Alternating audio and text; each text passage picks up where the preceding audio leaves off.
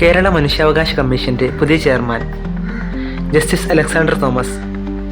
കേരളത്തിൻ്റെ പുതിയ Lokayukta justice N Anilkumar. Indian cinema താരം ഷാറൂഖ് ഖാൻ്റെ ചിത്രം പതിച്ച നാണയം പുറത്തിറക്കിയ മ്യൂസിയം ഗ്രവിൻ മ്യൂസിയം, പാരീസ്. രാഷ്ട്രപതി ഭവനിലെ ദർബാർ ഹാളിന് നൽകിയ പുതിയ പേര് ഗണതന്ത്ര മണ്ഡപം. ഗോവ ഷിപ്പ്യാർഡ് തദ്ദേശീയമായി നിർമ്മിച്ച ആദ്യത്തെ അഡ്വാൻസ്ഡ് മിസൈൽ സ്റ്റെൽത്ത് ഫ്രിഗേറ്റ് യുദ്ധക്കപ്പൽ INS ത്രിപുട്ട് യുദ്ധക്കപ്പൽ. കുട്ടികളിലെ ദീർഘകാല സമ്പാദ്യം പ്രോത്സാഹിപ്പിക്കുന്നത് ലക്ഷ്യമിട്ട് കേന്ദ്ര സർക്കാർ ആരംഭിച്ച പദ്ധതി NPS വാത്സല്യ.